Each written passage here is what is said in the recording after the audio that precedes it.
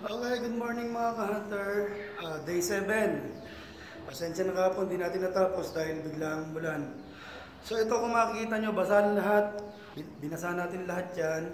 Nilinisan natin lahat yan. Ginamitan siya natin ng tubig at brush. Para lahat ng mga singit-singit ng butas is malinisan natin. Kahapon, nilinisan ko na rin to.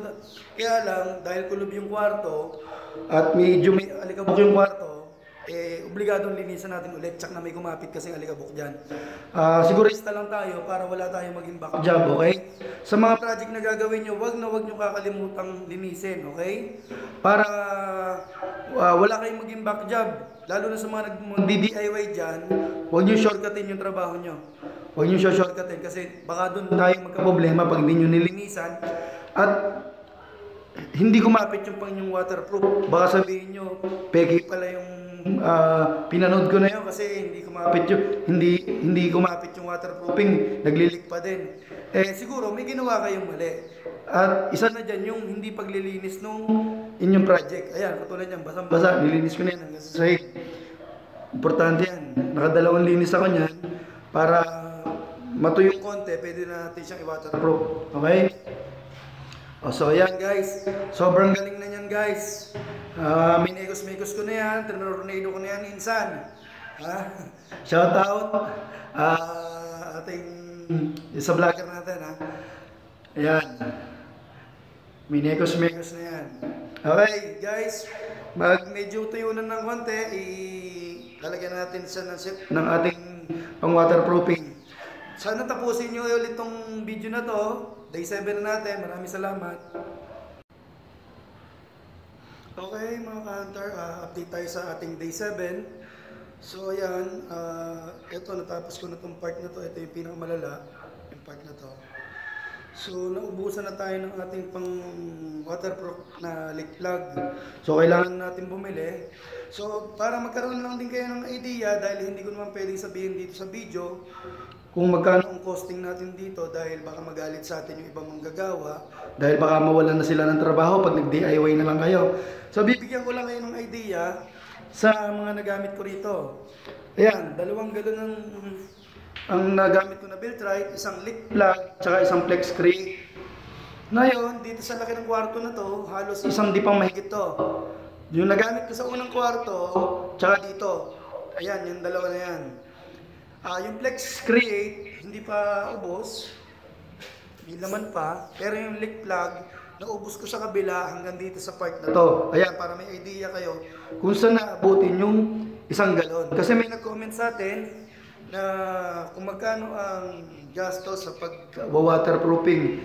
Ang masasagot ko lang po sa inyo ay kung basal yung papagawa nyo na papalatada pa lang, mas makakamenos kayo sa pag-waterproof.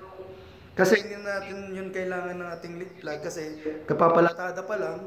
So ang kailangan lang natin doon yung flex crate. Sa mga hindi nakakalam, yung ating Beltrite ay napakahirap din hanapin.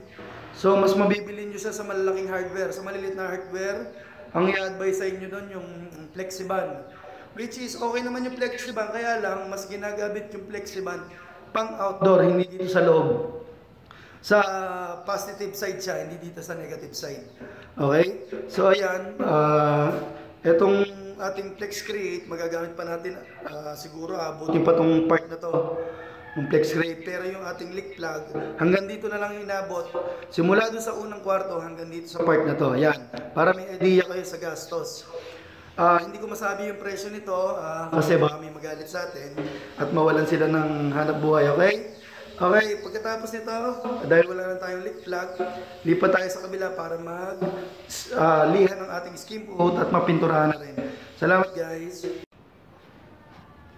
So yun nga mga hunter, sinisimulan natin itong lihain. Ito yung unang kwarto na sinimulan natin. So sa mga magdi-DIY dyan, mas maganda kung meron kayo nito, mabilis ang proseso dahil ang pinakamahirap sa pag-skill coat, madali mag-skill coat, pero mas mahirap magliha. Okay? Kung may mahiram kayo nito, kung makakabili kayo nito, mas maganda. Okay, samahan nyo ako. Lihain natin ito.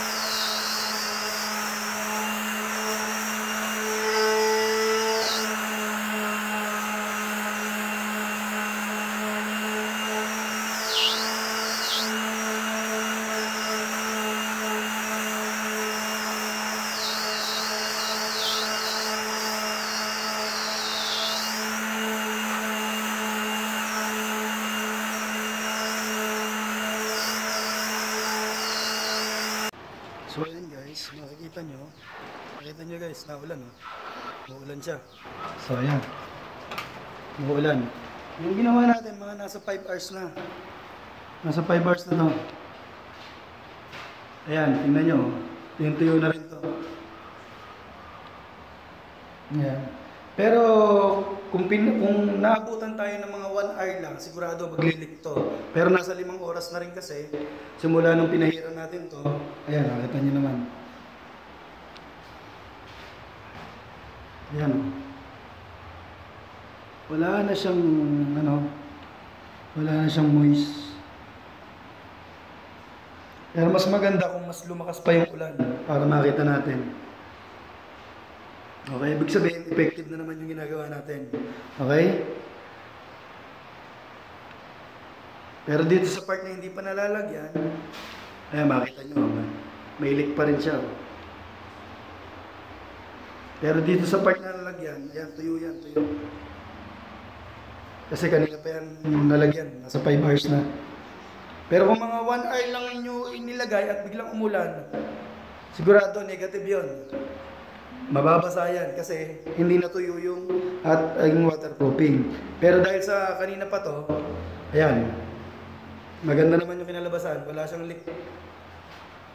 Wala siyang moist. So yun guys, ayan, halos tatapos lang ng ulan. Pero makita nyo naman, natapos ko na yung ating pagliliha dito. Ayan. Tapos na natin yan. Ayan. Ayan, kung makikita nyo, ayan. Powder na powder yung ating niliha. Walang bakas ng tubig. Ibig sabihin, positive yung paggagawa natin. Maganda yung paggagawa natin dahil wala siyang moist ng tubig. Kasi kung yan may tubig, dapat yan nag-moist na siya agad. Pero wala, powder na powder yung ating skim coat na natanggal ng niliha. Ayan, nakita nyo, tapos na natin to, nalihan natin. Ayan, okay. Pagkatapos natin itong linihasan, siguro pagsasabayin ko na lang pinturahan yung kabila. Kasi maalikabok, kung pipinturahan natin to, magdudumi tayo dun sa kabila, sayang yung pintura natin dito dahil magkatabi lang yung kwarto na to. Binubuksan ko kasi to dahil dito lang may bintana, dito lang medyo nakakalabas yung hangin. So pagsasabayin ko na lang sila ng pintura para sabayan linis, sabayan pintura para hindi naman sayang ang pintura natin kung madudumihan lang. Okay guys, salamat sa panunood at sana nakatulong ang video natin ng part 7. So nga guys, mga around Cavite, baka may magpapagawa dyan, magpapa-waterproofing o magpapagawa ng mga hanging cabinet, gate, basta lahat ng pwede nating magawa sa bahay nyo. Mga coblight, pwede tayo dyan. Mga around Cavite tayo guys. Sa mga mas maganda sana kung mas malapit-lapit kayo ng Rosario, Tansa, Bacoor, Kawit, o Naik. Ayan, pwede tayo dyan guys. PM lang kayo. Sa malalayo naman, pwede naman natin i-set na schedule din sa inyo. Basta mag-PM lang kayo. Okay, maraming salamat.